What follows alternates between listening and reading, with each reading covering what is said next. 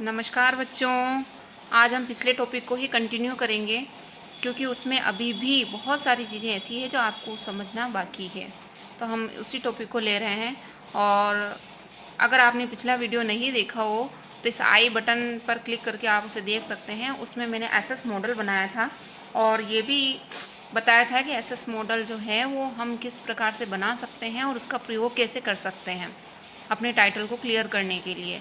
ये बीएड में भी बहुत काम आता है, जब हम बीएड में लेसन देने जाते हैं तब भी, और जब हम बच्चों को पढ़ाते हैं तब भी वो बहुत अच्छे से समझ में बच्चों को आ जाता है। तो आप उस वीडियो को ज़रूर देखें ताकि उससे आप कंटिन्यू इस वीडियो को यानी इस टॉपिक को अच्छे से कर सकते हैं।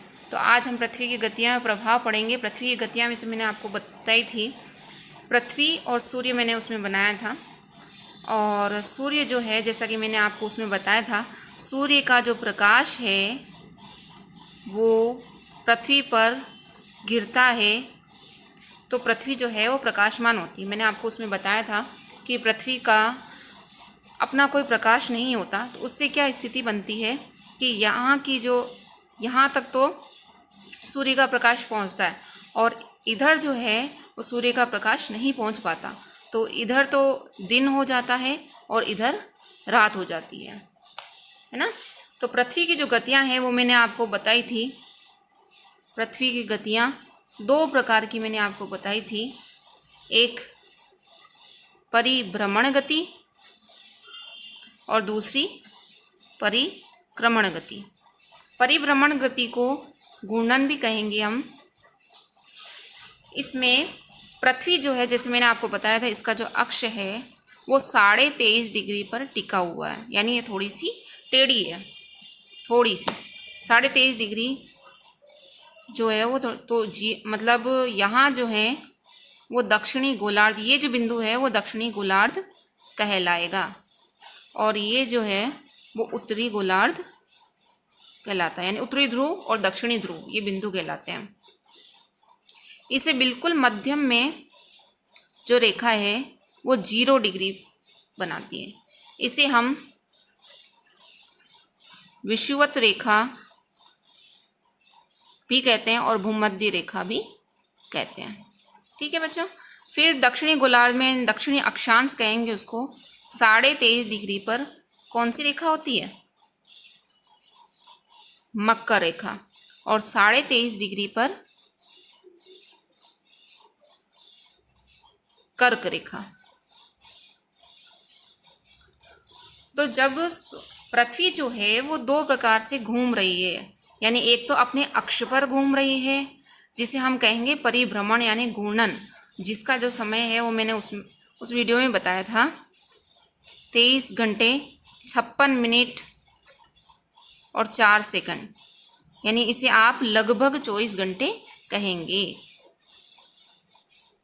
इसीलिए दिन रात बनते हैं, यानी वो घूम रही है तो यानी 12 घंटे तो वो दिन ऐसे घूम रही है, वो अपने अक्ष पर इस तरह से घूम रही है, तो यहाँ तो दिन होगा और जैसे जैसे ये घूमती जाएगी यहाँ पर ये रात जो है वो दिन बन जाएगा और दिन जो है वो रात बन जाएगी। तो ये घूर्णन गति भी कहते हैं ऐसे। इस गति को दैनिक गति भी कहते हैं क्योंकि दिन बन रहा है ना, पूरा एक दिन रात, तो दैनिक गति भी कहते हैं परिभ्रमण। और दूसरा है परिक्रमण। परिक्रमण भी जो है बच्चों वो मैंने बताया था आपको, सूर्य के चारों ओर चक्कर लगाना, यानी पृथ्वी जो है वो सूर्य के चारों ओर चक्कर लगा रही है। तो इस प्रकार से ये स्थिति कहलाती है परिक्रमण। इसे आप वार्षिक गति भी कह सकते हैं। और इसका जो समय है वो 365 दिन का बनता है। 365 दिन 6 घंटे। तो 6 घंटे जो लीप वर्ष आपने सुना होगा, लीप वर्ष जो प्रत्येक 4 वर्ष बाद 29 फरवरी आती है, तो ये 6 घंटे 6 चौक 24, प्रत्येक 4 वर्ष ये लीप वर्ष कहलाता है। तो प्रत्येक 4 वर्ष बाद 29 फरवरी आती है ना, ये तो आपको पता होगा।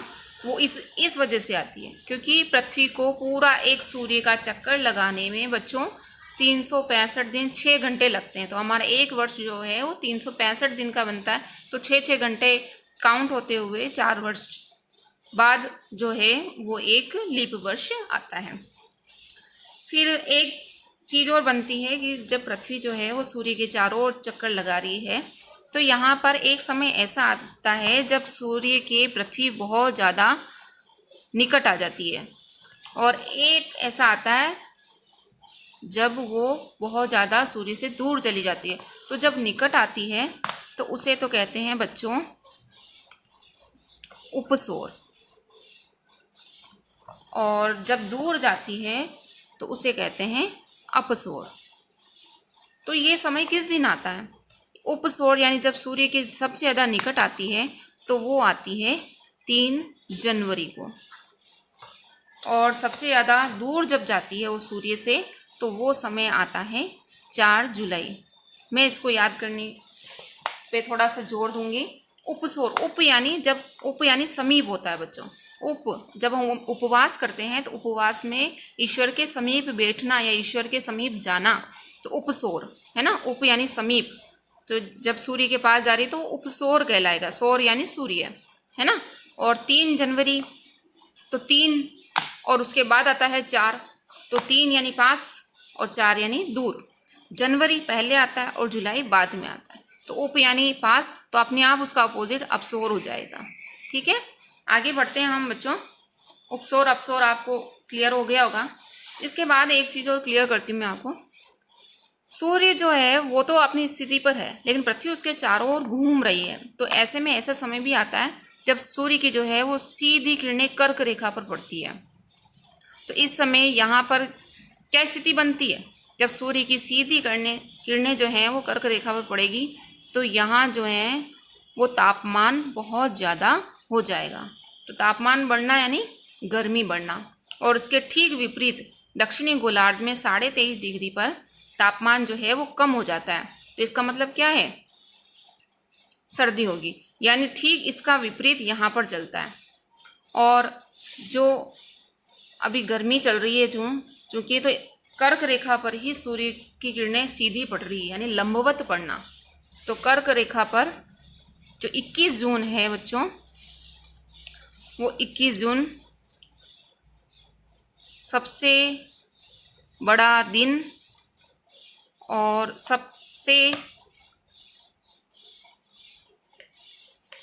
छोटी रात होती है।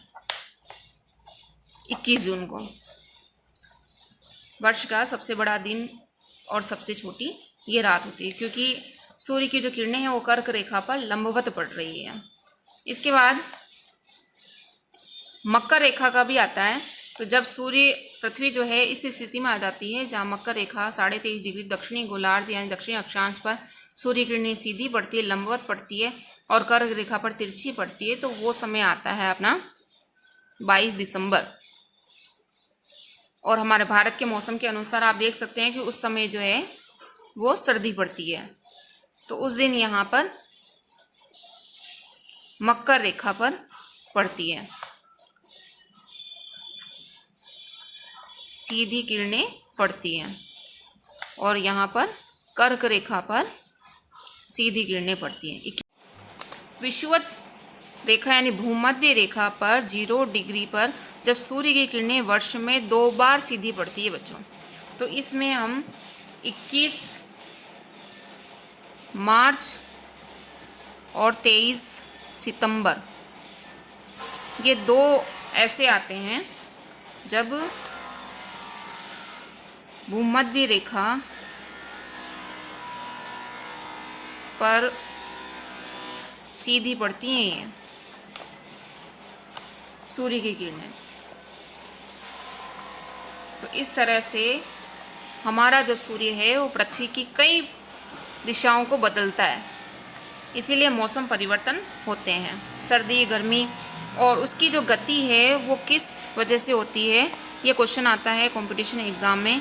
ऋतु परिवर्तन के लिए कौन सी गति जो है वो जिम्मेदार होती है? तो परिक्रमण गति या वार्षिक गति, परिक्रमा करते हैं ना हम ईश्वर की, परिक्रमण गति। तो बच्चों आपको ये क्लियर हो गया होगा टॉपिक। फिर भी इससे संबंधित कोई भी क्वेश्चन हो तो आप मुझे कमेंट्स में पूछ सकते हैं, और इसे अच्छे से आप नोट्स बनाकर इसी तरह से याद करेंगे तो ये आपको बहुत अच्छे से याद हो जाएगा बच्चों। और इसे आप ज़रूर याद करें, और ये टॉपिक आपका कंप्लीट होता है। धन्यवाद।